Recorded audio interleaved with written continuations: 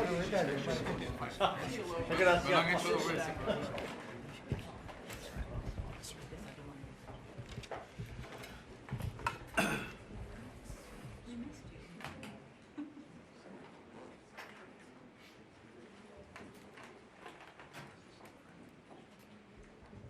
thank you very much. It's a great honor to have the leader of Argentina, a place that I love, I've been to, and one of the most beautiful places in the world, President. I really want to thank you very much. He's MAGA all the way. It's Make Argentina Great Again. I heard about him when he was campaigning, and even before his campaign. He's a great economist, and he was saying a lot of very correct things, and he was very much in a conservative mode. And I heard all about you as you were running and even before you were running, because as a tremendously talented economist, you were getting a lot of good write-ups, and I appreciated that. But he was Make Argentina Great Again. It worked. I actually sent him some hats for his early part of the campaign, and then he called me. He wanted a lot more, and I said, "When does it stop? When will it stop?" And it stopped with him winning, and he's become very popular, and he's on the verge of a breakthrough. I think he's really on the verge of tremendous economic success, and I know that Scott Bessent is helping, and our great Scott is doing a job, and he feels very strongly about it. And Scott, do you want to say just a couple of words about that, please? Yes, sir. The president is fighting 100 years of bad economic history and policy, and is Both presidents. Both. We're fighting bad. I thought he was talking about the U.S. president when he said. And there's a midterm election coming up. We think he's going to do quite well, and then continue his reform agenda. Mr. President, as you said, President Obama had a big opportunity during his term, which he wasted. Many governments in Latin America went center-right, and the U.S. ignored them. We are not going to ignore our allies. It is economic strength. We're using our economic strength to create peace, just as you've done all over the world. And it is much better to form an economic bridge with our allies, people who want to do the right thing, than have to have shoot at narco gunboats. We think that this is an opportunity for the Argentinian people, and that President Milei is the one to do it. He's got a great cabinet. He's got a great team who we've worked with over the past weeks. And the election is coming up very soon, and it's a very big election being watched by the world, because he's done an incredible job. But with that comes some pain, and they have some pain, and now they're coming out of it. I think the victory is very important. Your poll numbers, I hear, are pretty good, but I think they'll be better after this. And, you know, our approvals are somewhat subject to who wins the election, because if a socialist, or in the case of New York City, a communist wins, you feel a lot differently about making an investment. I think, Scott, you'd feel that if somebody that had no chance, in other words, if somebody wins and has no chance of ever having a great economy because of that philosophy, you would put a halt to what we're doing. Yes, sir, and we're confident that President Milei is going to do well. We've been criticized by a couple of American Peronists, like Senator Warren. And you know, she and that's a compliment. Yeah. She has no idea what she's doing. She's a nasty, horrible senator. Go ahead. Other than that, I like her very much. Yes, and she and her protege in New York, Mandani, who I don't even think he's a Peronist. I think he's more the communist Chauvinismo. So we stand with the president and what he stands for, and the hope for the Argentinian people. And President Trump, just like you, he carries the young people. So it's hope for the future. The Argentines have made the decision to shake off 100 years of bad policy. They went from one of the richest countries in the world to a ton of debt. And I think that with the bridge the U.S. is giving them and the strong policies, that Argentina can be great again. Thank you very much. Please, go ahead, please. Muchísimas gracias, por esta recepción. Me siento muy honrado, muy especialmente en este momento en el que, digamos, gracias al gran liderazgo suyo, presidente Trump ha logrado la paz en Medio Oriente. No solo este gran logro que ha sido alcanzar la paz en Medio Oriente, sino lograr el retorno de los 20 rehenes vivos. Además, quiero también felicitar por esa labor y por entender, digamos, la amenaza que es el socialismo del siglo XXI en todo el mundo, y en especial en América Latina, la labor de Marco Rubio. Y también quiero agradecer profundamente el enorme trabajo que ha hecho el secretario Bessent, digamos, para ayudar a superar este problema de iliquidez que tenía Argentina como consecuencia, digamos, de los ataques políticos que hemos sufrido por nuestros opositores que no quieren que Argentina vuelva a abrazar la idea de la libertad y que quieran volver a abrazar ideas perimidas, fracasadas, que en el fondo no son ni más ni menos que caminos que conducen al socialismo. Así es que, en primer lugar, muchas gracias por recibirme, muchas gracias por lo que están haciendo por el mundo libre y muchas gracias al secretario Bessent por la enorme tarea que ha llevado a cabo y que, digamos, nos permite tener una ruta para poder transitar tranquilos y hacer lo que los argentinos de bien necesitan, y que creo que va a ser un buen caso para mostrar al mundo que las ideas de la libertad funcionan y generan prosperidad. Muchísimas gracias. Thank you. Thank you very much. Do we have a interpreter that wants to? You all either have that. Has everyone understood? Because I think you made a very important, profound statement, actually. But we could have it interpreted if you want. Does anybody want it interpreted? Would you like that? Would you like it? Can the interpreter speak what? Do we have somebody set up for that? You want? It's actually simultaneous, so if the president would like to repeat his statement, we can do it. No, that's okay. Don't worry about it. We'll leave it that way.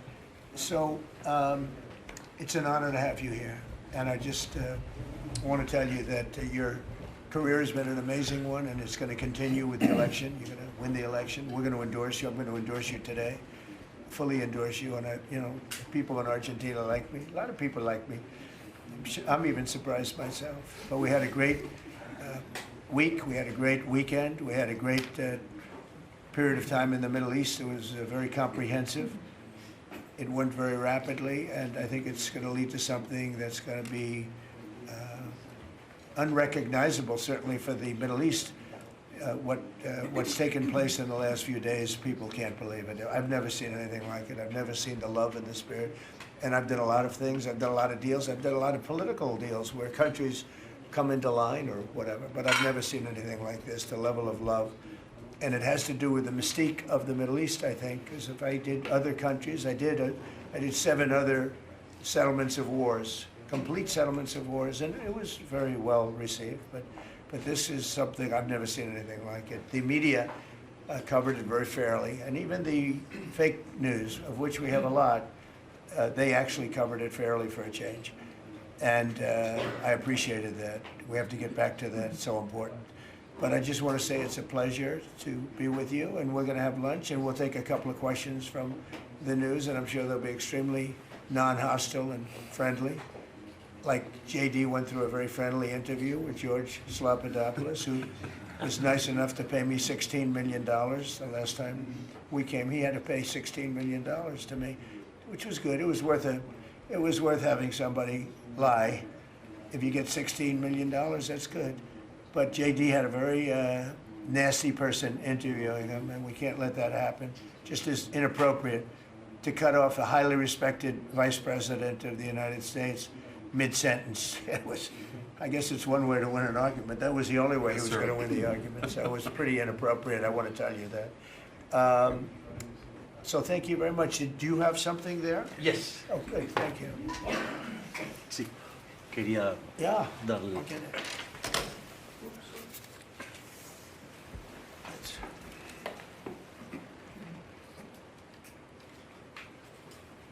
That's fantastic. Thank you very much. And when he did this letter, Mr. President, your settlement in the Middle East wasn't done. Ah, So we have to do a new letter let's do an to include that, because this is a very important. You'll have to add one extra sentence. Okay. Exactly. That's great. Thank you very much. This is a great, such a beautiful statement. Thank you very much.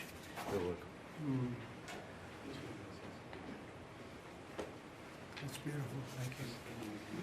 Mr. President, Okay. Mr. President, how is this Argentina? Why don't we talk about Argentina first? And then- Yeah. Go ahead. How is Argentina Are going? you worried about the how is this influence of Argentina? China in Argentina? Sorry. Go ahead. How is this Argentina rescue package America first? And is this rescue package meant to help President Milei's party in the coming election? No, it's helped, it's really meant to help a good financial philosophy where Argentina can, after 20 years of disaster, because it was very successful at one point, and it can be again, like Venezuela. Venezuela was very, very successful, and now it's a dictatorship. So when we can help our neighbors, we're making tremendous progress in South America. South America, Marco was telling me, he's like our great expert here, he really knows it. But, you were telling me that so many of the countries are coming our way. And we had, a few years ago, when I just came back, so I've been here now almost 9 months, but when I just came in, I was amazed to see how poorly we've done. We lost so many, and one of them was Argentina, would be lost if he wasn't there. And I think he will be there because the people recognize he's done an amazing job. He took over a real mess. So did I take over a mess. I took over a mess by, the Biden group. And Obama he started it, I'll tell you. Barack Hussein Obama started it. Could you give a couple of words on South America? You were telling me so well yesterday how well we're doing. Go ahead. Well, first of all, we have now 8 or 9, 10 countries, Argentina being foremost among them, that have aligned with the United States on issue after issue in international community events all over the world. They're, in fact, these great allies like Argentina, but I can go into others, Costa Rica, I don't want to leave anybody out, El Salvador, but I think one of the more promising developments is later this month, there'll be an election in Bolivia. After 25, 30 years of anti-American hostile government, both of the candidates running in that election and the runoff election want strong and better relations with the United States and another transformative opportunity there. But so I think this is important. This is our hemisphere. It's where we live. And having strong neighbors such as this. And great progress has been made, really. And we'll make more. Absolutely. Over the last 9 months. Really over the last 9 months. Yeah, please. Mr. President, from Argentina, Buenos Aires, do you imagine soon a free trade agreement with Argentina? Could it be possible soon? Yeah, it will be. Well, we're going to discuss some of it today, but no, we want to help Argentina, and we want to always help ourselves, but we want to help Argentina. And one of the ways we can do, they have great product, and we used to do a lot of trade, and then if you look at what the Democrats, well, they didn't know. They didn't know. Honestly, they didn't know what they were doing. But a lot of that trade disappeared, and they have great product. So we will be trading with Argentina, and it'll be helpful to them, and it's helpful. It's good for us also. Mr. President, was China trying to draw a wedge between the U.S. and Argentina by buying soybeans from Argentina and not U.S. farmers? I would say so. And China on the port fees. China they've likes to increased draw port fees on wedges. U.S. ships too. Yeah, sure. I mean, I guess that's natural. It's China, and it's natural, but it's not gonna mean anything in the end. Mr. President, Mr. President, Mr. from Argentina, should Argentina end the China swap and close the space base in Neuquén? I don't think you should be doing business much with. You can do some trade, but you certainly shouldn't be doing beyond that. Certainly shouldn't be doing anything having to do with the military with China. And if that's what's happening, I'd be very upset about that, yeah. And what about You the understand swap? that, Scott, right? Mr. President, You do understand. Mr. President, what about the swap? Because it's so important for Argentina, the swap. Go The ahead. central bank. The American assistance is not predicated on the swap with China being closed.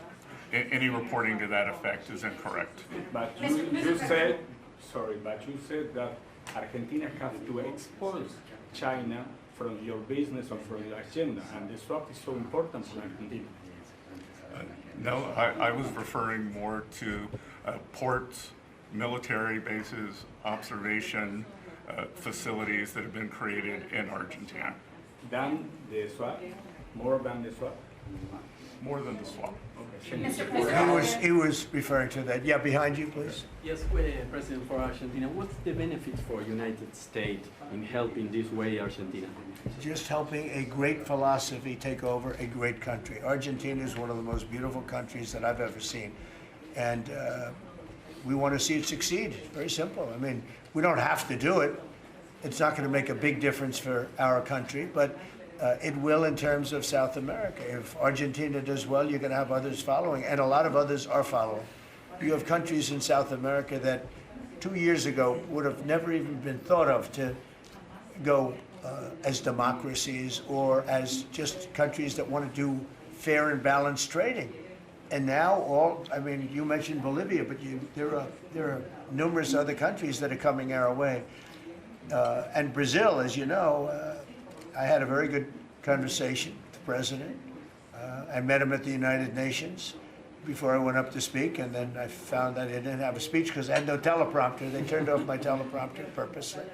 They made it impossible for me. But I mean, you don't know. But it didn't silence me. I spoke without, and it was a good speech. I mean, it was a good speech. But no, think of that. You go into the United Nations, I'm speaking in front of 158 leaders and the whole world. And I look at my teleprompter and it's dead. They killed my teleprompter. They wouldn't let the man that operated into the booth. Can you believe that? You don't have any specific interest in economic terms for the state? I do have. No, I want to see it succeed. I think it's going to be great, and we will benefit also. But it's not that big a benefit because it's not that big a country, but it's a very important country, and it's a country that can be very successful. There are some countries that will never be successful. This is a country that has great potential if it has the right leadership, and you have the right leadership with this man right here. Okay? Mr. President, would you support dollarization? I would say that I'll leave that up to my my economic people, but I like the dollar. I'm very strong on the dollar. And anybody who wants to deal in dollars, they have an advantage over people that aren't. But for the most part, we're keeping it that way. I think if Biden would have, Biden, that group would have gotten elected, meaning Kamala, you wouldn't have the dollar as your currency anymore. You wouldn't have a world domination by the dollar if I didn't win this election. And now the domination, like BRICS. I told anybody who wants to be in BRICS, that's fine, but we're going to put tariffs on your nation. Everybody dropped out. They're all dropping out of BRICS. BRICS was an attack on the dollar. And I said, you want to play that game, I'm going to put tariffs on all of your product coming into the U.S. They said, like I said, we're dropping out of BRICS. And BRICS is like, they don't even talk about it anymore. Scott, you want to add to that, please? We're very happy with the current currency arrangement. Mr. President, Your ABC fake news. Mr. President, Brian, please. First of all, I congratulations. don't take questions from ABC fake news. After what you did with Stephanopoulos to the Vice President of the United States, I don't take questions from ABC fake news. Brian, go ahead. Yes, sir. First of all, congratulations on achieving peace. You are indeed the peacemaker. On a lighter... Did you ever think I was going to be called a peacemaker? Actually, I did. I saw some of the actions you were... Go ahead. But on a lighter note, Alyssa Farah, she is one of the hosts on ABC's show The View. She said a while back, I'll quote, "If Trump gets the Israeli hostages out, I promise I will wear a MAGA hat for one day on this show and say thank you for doing it." Your response? Well, did she put the hat on? Well, she hasn't got the hat yet. Who is it? Which one? Alyssa Farah. Okay. Well, she used to work for me. So she used to work here. I'll tell you about Alyssa. She worked here. She gave me the most beautiful letter when, the administration, the time came up, the election was rigged, I left. She gave me the most beautiful letter you've ever seen. I was a great president. What a great job. Some of the letters have been quoted. This is Alyssa, who I never thought was very outstanding. I figured she would not make it. And she didn't have a big role here either. And then we had January 6th, and she left after that or before that, but she gave me the most beautiful letters. And then even months after she left, and while we weren't here any longer. She sent another letter, glowing letter, beautiful letter. And then she got hired by The View, and they gave her a couple of bucks, and she changed her view very quickly. I never thought she'd make it. Never thought she had what it took in any way. You know what that means. But she's on The View. But it just shows what a fraud The View is, because this woman gave me letters and statements. She said I was the greatest president in her lifetime. Now, she's not that old, so I didn't consider it a great compliment, but I've had better. Can we send her a hat? Well, recently I've had the greatest president of them all. I like that much better. Mr. President? Does that include Washington and Lincoln? Yes, sir, it does. I said, I like that person. Mr. President? So I think she's a total, I think she's a joke. Mr. President, on Gaza, how long will it take Hamas to disarm, and can you guarantee that is going to happen? Well, they're going to disarm, and because they said they were going to disarm. And if they don't disarm, we will disarm them. How will you do that? I don't have to explain that to you. But if they don't disarm, we will disarm them. They know I'm not playing games, okay? Now, we did something monumental. We got the hostages back. That was the first thing we had to do. Above all else, get the hostages back. Now, they misrepresented because we were told they had 26, 24 of dead hostages, if we can use those terms. And it seems as though they don't have that because we're talking about a much lesser number. But that's a very tough subject. I want them back. That's what they said. I want them back. Also, they said they were going to disarm. And initially speaking, they needed, you know, they did take out a couple of gangs that were very bad, very, very bad gangs, and they did take them out, and they killed a number of gang members. And that didn't bother me much, to be honest with you. That's okay. We had a couple of very bad gangs. You know, it's no different than other countries. Like Venezuela sent their gangs into us, and we took care of those gangs. We have Washington, D.C. is one of the safest cities in the country. It was one of the worst cities in the country if you go back just a little while ago, right? Now it's safe. You can walk to work. Isn't it nice?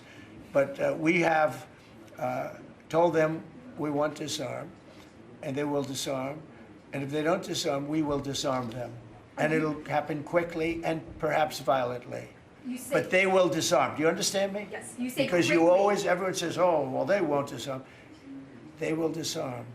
And I spoke to Hamas, and I said, you're going to disarm, right? Yes, sir, we're going to disarm. That's what they told me. They will disarm, or we will disarm them. Got it? Okay. What is next. the deadline you're going to put on that? You say quickly, sir. Sir, you said quickly, but what is the deadline you're going to put on that before you take A reasonable period of action? time, pretty quickly. Mr. A President. reasonable period of time. Congratulations on the peace you achieved in the Middle East, first Thank of you all. very much. And my question is regarding Argentina. Does continue? Are you from Argentina? I'm from Argentina, yes. I like the Argentina. I like them much better than ABC. Than ABC fake news. Me too, sir. Yes, go ahead. Does continued U.S. support for Argentina depend on the results of the upcoming legislative elections and the ability of the government to pass long-lasting reforms through Congress? Well, I think if they don't do that, we're not going to be around very long. Scott, can you handle that one, please? We're confident that the president's party will and the coalition will do well in the election, and this aid is predicated on robust policies, and going back to the failed Peronist policies would cause a U.S. rethink. Thank you very much. It's a little bit, it's a great question. It's a little like New York. You know, you're reading in Argentina about New York. We have a problem. We have a communist who's 33 years old, doesn't know a damn thing. Practically, he's never worked a day in his life. And he sort of caught on, right? And I'm not going to send a lot of money to New York. I don't have to. You know, the money comes all through the White House. And if they're going to be sending us stupid policies, I mean, communist policies, which is proven for thousands of years doesn't work. You know, we don't have to prove it again. We're not going to ruin one of our great cities because we'll make that great. We will clean up the crime in about 30 days. It took 12 days to do Washington, D.C., so New York is bigger. And Chicago, we've already made a lot of progress despite fighting from the government, but Chicago's doing great. Memphis is doing really great. You know, we have great support there from the political leaders. They said, please come in and clean up crime. And we love it. We've in 1 week, Memphis is so good. It's so much better. We'll have it within a month. We'll have that into a safe city again. And all of these cities, we want to clean them up. We don't like that opposition. But if somebody's going to be a communist mayor of New York, it's a fluke if he gets in. There are a lot of failed people that he's running against. I mean, you have inferior candidates or something, because it's impossible to think that New York City can have a communist mayor. He's a communist. He's not a socialist, by the way. There's a big difference. He's a communist. He's down and dirty. He's a communist. He hates police. He wants to get rid of all police. I mean, how can a policeman? He hates Jewish people, and yet he's got Jewish people supporting. He hates Jewish people.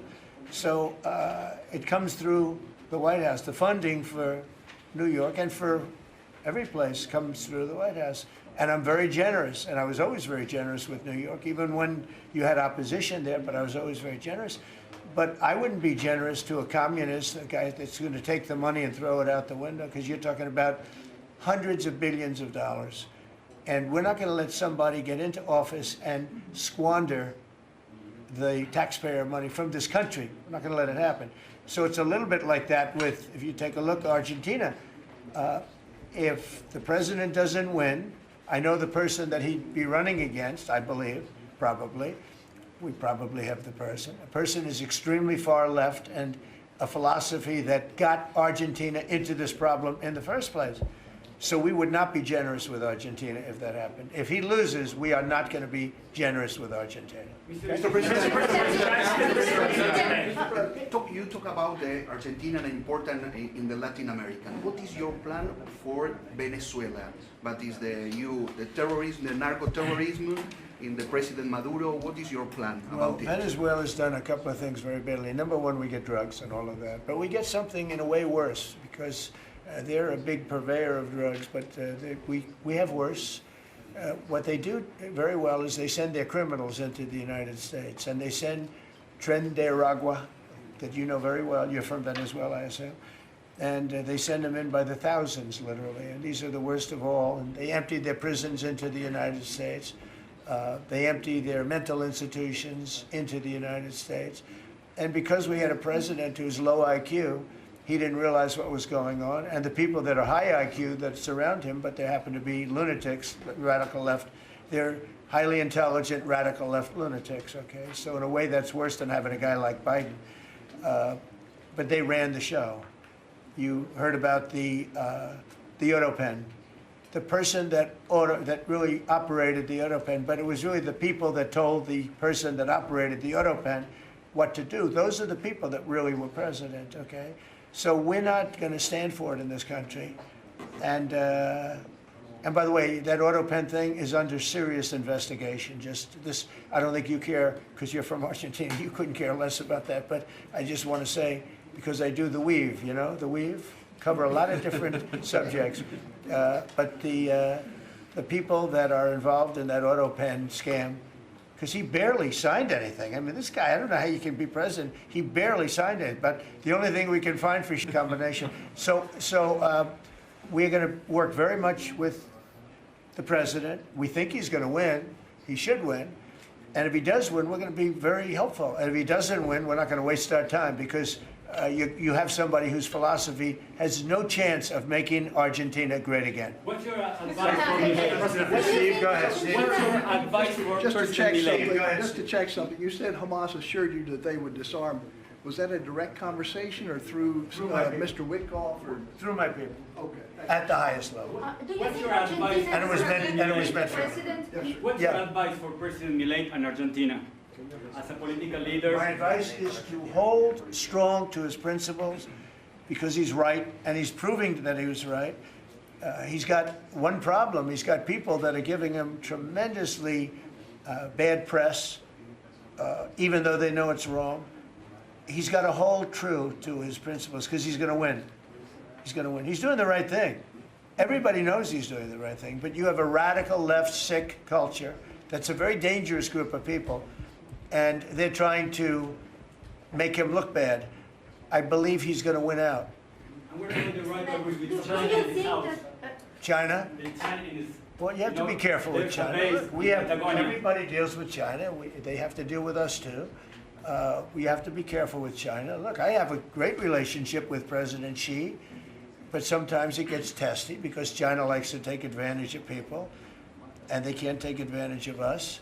But we have a fair relationship with China, and I think it'll be fine. And if it's not, that's okay too. You have to do and go where the punches are thrown. You got to put up the blocks. We have a lot of punches being thrown, and we've been very successful. Look, we have the most success. I think we're the most successful we've ever been as a country. We have now close. I've been saying 17. We have, I think, close to or maybe even exceeding $18 trillion going to be invested in the United States. That's more money than ever invested in any country before. Even countries with much bigger populations like India or like China. Nobody's ever had $18 trillion invested in the country. We have, and that's because of November 5th election, because I won. Oh, if she won, you'd be negative. You'd have people getting out of the country. This country would have been in a major depression. If she won, we would have been 1929. They'd like to see that anyway. That's why they keep the government laws. They have a shutdown based on nonsense. They want to give away 1.5, think of it, they want to give away $1.5 trillion to people that come into the country illegally. And as you know, the borders now are closed. But when they hear that they get the greatest health care package in the world and they have no money, but they're living okay in another country, they head up and they start forming caravans and they try and come into our country. But the big problem is they want to give health care to people that should not get health care. They want to give health care to illegal immigrants by the millions. Look at Gavin Newsom, what he's done. He's ruined California. He gives health care to anybody. And I guess they do it for votes. I actually think it's bad politics, but I guess they do it for votes. So I'm with this man because his philosophy is correct. And he may win and he may not win, but I think he's going to win. And if he wins, we're staying with him. And if he doesn't win, we're gone. How can Argentina help to the peace process, to the Middle East peace process? They can help by doing well. If Argentina does well, that's helpful because they know we help Argentina. So if Argentina is successful, that's great because they view us as somebody that helped Argentina and they did well, and the United States maybe will help them and they're going to do well. So the success of Argentina would be a great feather in the cap of the USA because we're helping them. Right? You understand? Yeah. Yeah, please, behind you. Behind you. Thank you, Mr. President. Last week you said that NATO should consider expelling Spain. What? You said that NATO should consider expelling Spain. Would you support that? What is expelling Spain? NATO consider expelling Spain. Oh. I'm very unhappy with Spain. They're the only country that didn't raise up their number to 5%. Every other country in NATO raised up to 5%. And Spain is doing very well off our backs. So I'm not happy with Spain. Spain gets protection, and they know, look, they're sort of in the semi-middle of it, so they're going to get protected automatically. Even if you don't want to protect them, you're protecting them because of the way they're located. And I think what Spain did is a very bad thing for NATO. I think it's very unfair to NATO. It wouldn't matter if you said you're not going to protect them because they're pretty much protected. What are you going to do? Go through the other countries and let's go attack Spain, right? So I think what they did is not nice. I think it's very disrespectful to NATO. In fact, I was thinking about giving them trade punishment through tariffs because of what they did. And I may do that. I think unbelievably disrespectful. Spain, the only one out of all the countries in NATO, the only one that said that is Spain. And I think that's, I think they should be punished for that. Yes, I do. On the government shutdown, you have the money to pay the troops on October 15th? Okay. I actually have a man who is a very wealthy person, you'll know that when I tell you this, who called a donor, a great gentleman, and he said, if there's any money necessary, shortfall, for the paying of the troops, that I will pay it, meaning he will pay it. How about that? I said, look, we're not going to need it. We're going to take care of our troops. But this was a position that's being forced upon us by Democrats. And all they have to do is just sign a piece of paper saying we're going to keep it going the way it is. You know, there's nothing. It's not like it shouldn't even be an argument. They've signed it many times before. I don't want to bore you with the fact that Schumer said 100 times, you should never close up government.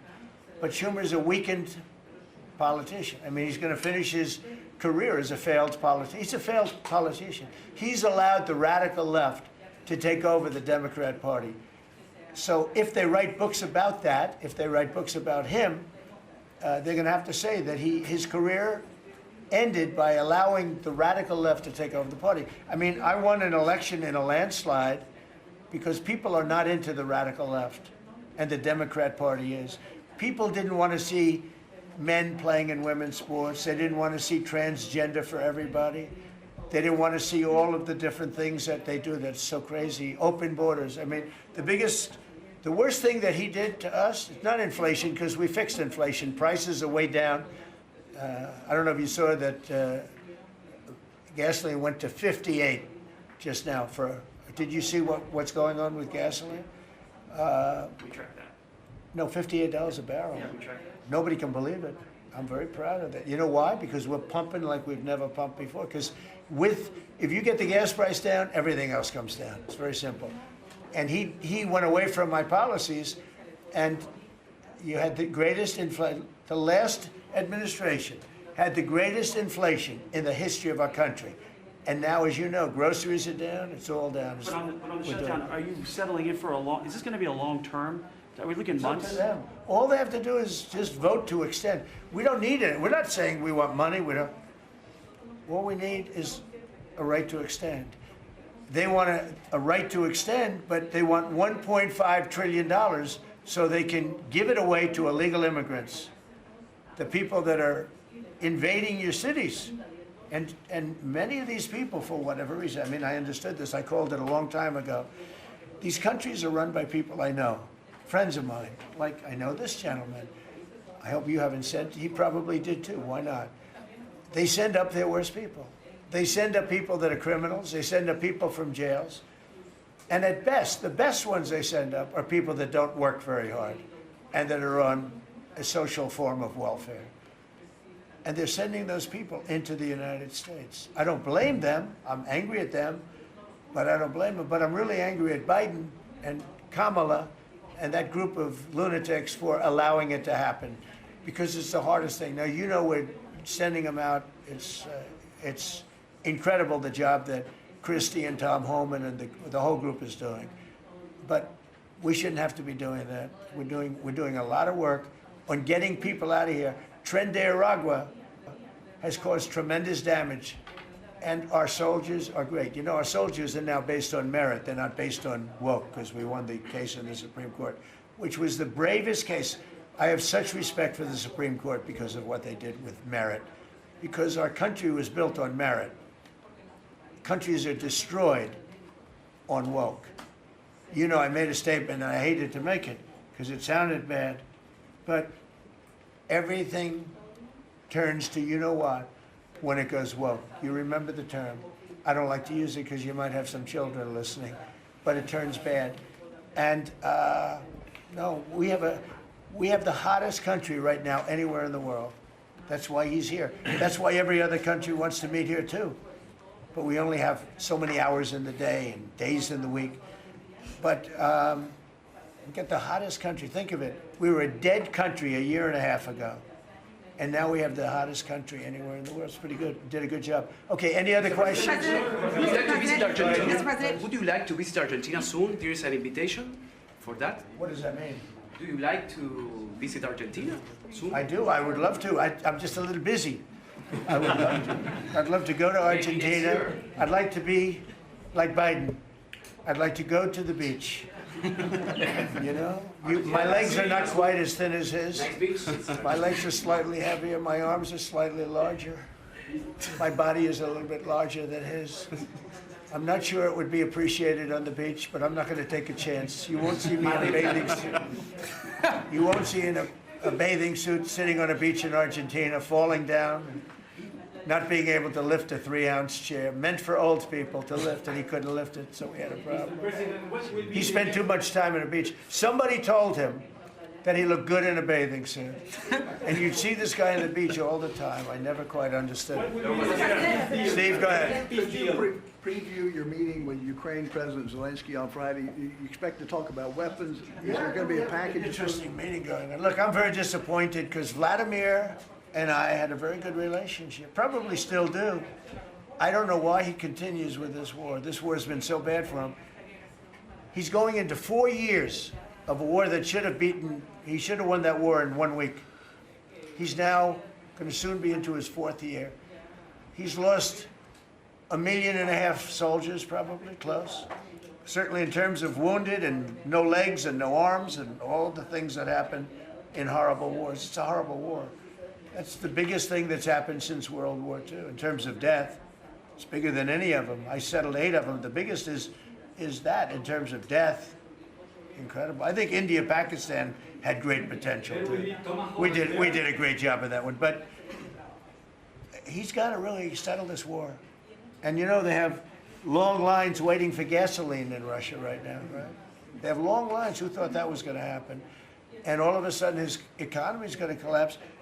And I'd like to see him do well. I mean, I had a very good relationship with Vladimir Putin, but he just doesn't want to end that war. And I think it's making him look very bad. He could end it. He could end it quickly. And I have to tell you, I give credit because who would think that Ukraine could have fought Russia for 4 years to essentially a standstill? Now, there has been some early, you know, before they knew what the hell was happening, because it happened quick. Biden should have never let that happen. That's a war that should have never happened, but it did. But it's not making Russia look good, I will tell you that. We'll be talking about Ukraine, yeah. I mean, I have the president coming in on Friday, and I know what he has to say. He wants weapons. He would like to have tomahawks. Everyone else wants tomahawks. And we have a lot of tomahawks. Tomahawk is do you need any tomahawks in Argentina?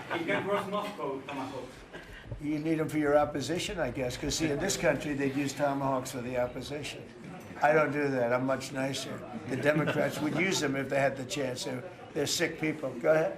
President, are you worried that this plan with Argentina can fail? Anything can fail. Anything can fail. You never know. That's why I say Putin should do something about the war, because so far, I mean, it's turned out to be very bad for him. But anything can, so this plan can fail, sure it can fail, but it's got a better chance, I would say, Scott, it's got a better chance of success than failure. And if it's successful, it's an unbelievable success. It can transform your country into greatness. It's got a great chance. We'd like to give it a chance. Anything can fail, but we'd like to give it a chance. And we think, because he's made so much progress, I mean, the work that he's done over the last 4 years is incredible. And it would be a shame to lose that progress. He's very close to having a big success. Mr. President, will you consider removing new restrictions on the press that report at the Pentagon? And have you spoken to Secretary Hegseth about this? I have, yeah. Well, he's finding, I think I can speak for him. I'll let him speak for himself, but I think he finds the press to be very disruptive in terms of world peace and maybe security for our nation. Press is very dishonest. Not you, but the press is very dishonest. You have something to say? Well, I very much appreciate the question because it was interesting to watch. We had a chance to go along on the historic trip of Middle East peace, which our generation of veterans never dreamed would be possible. So you would think that the Pentagon press corps of all press corps would be front and center across the board on wanting to give credit to the president for forging this kind of peace, and instead what they want to talk about is a policy about them, which simply says maybe the policy should look like the White House or other military installations where you have to wear a badge that identifies that you're press, or you can't just roam anywhere you want. It used to be, Mr. President, the press could go anywhere, pretty much anywhere in the Pentagon, the most classified area in the world. Or also that if they sign on to the credentialing, they're not going to try to get soldiers to break the law by giving them classified information. So it's common sense stuff, Mr. President. We're trying to make sure national security is respected, and we're proud of the policy. You know, we have an option here, as you know, the press years ago moved into the White House. It used to be across the street. We could move them. You're lucky I'm president, because we could move them very easily across the street. They used to be there. They would have more room. We have a beautiful, nice space. You can sit all by yourselves and have fun. Instead, you walk around the White House talking to anybody that can breathe. And, you know, but I find that when it comes to war, and now our great Department of War, we have some great people over there, I think it's sort of, it bothers me to have soldiers and even, you know, high-ranking generals walking around with you guys on their sleeve, asking them, because they can make a mistake, and a mistake can be tragic. They can do it innocently, too. They can, you know, and they're not press people. They don't really deal with the press, so they're not really necessarily good at it, although I think it's mostly instinctual one way or the other. You're either good at things or you're not. But I could see you being bothered by that. And so you have them in an area, and you treat them fairly, but they're not allowed to go into Much like the somebody's office and sit with them for 10 hours. Yes, sir. Yeah, I can understand. Mr. President, Boston had some street takeovers that we saw. Are you going to work with or try and work with the mayor of Boston? And then they have a World Cup. They have several World Cup games. I know Argentina knows about World Cups. They have several World Cup games. Could those games move to cities that do work with you? Like We could take them away. I love the people of Boston. I know the games are sold out. But your mayor is not good. They're worse than her. At least she's intelligent. You know, some are extremely low IQ. Those bother me more. She's intelligent, but she's radical left. And they're taking over parts of Boston. That's a pretty big statement, right? We could get them back in about 2 seconds. All she has to do is call us. We'll go in and take them back.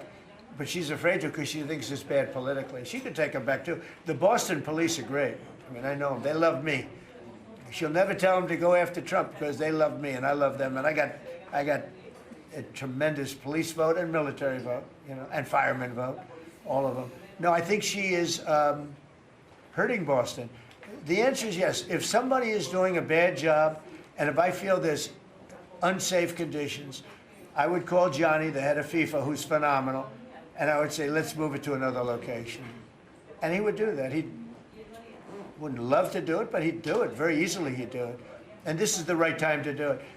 If I thought Boston was doing something that was going to cause safety conditions for the World Cup, I could say the same thing for the Olympics, because, you know, we have events that are in different locations for the Olympics. It's based in LA. If I thought LA was not going to be prepared properly, I would move it to another location if I had to. On that one, I'd probably have to get a different kind of a permission, but we would do that. Gavin Newsom, he's got to get his act together, because had we not gone in at the beginning of my term, had we not gone in with a very strong, powerful force, they would have lost LA. Now, you already lost 25,000 houses to fires.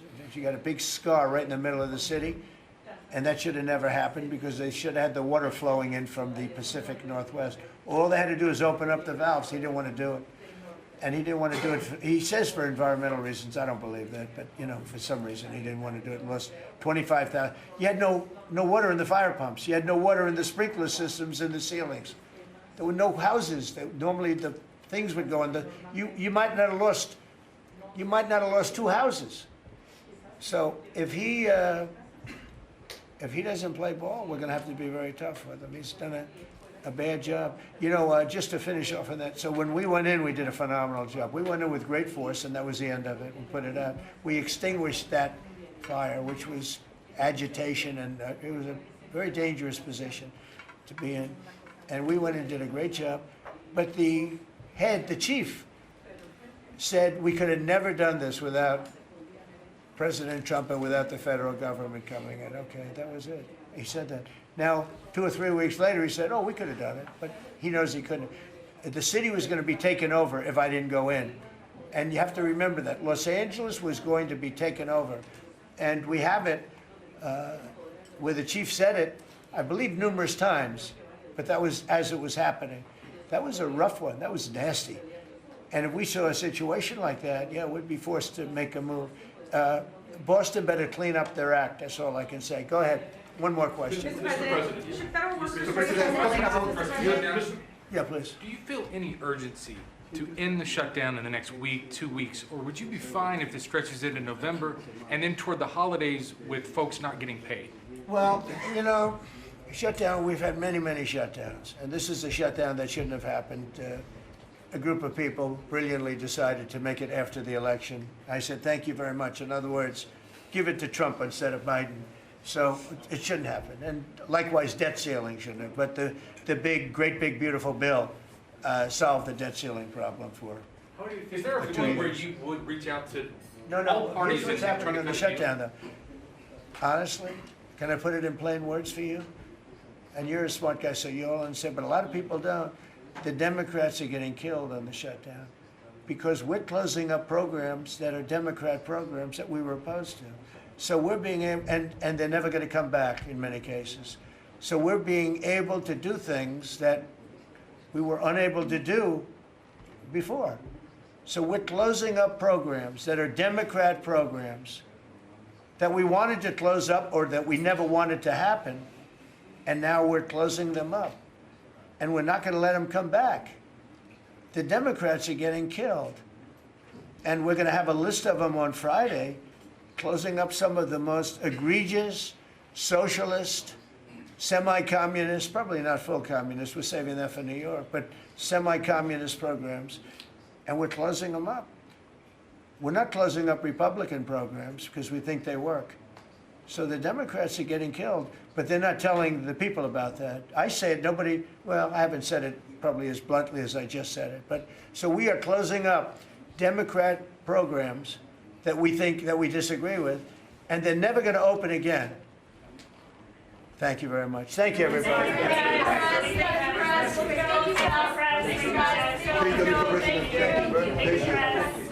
you.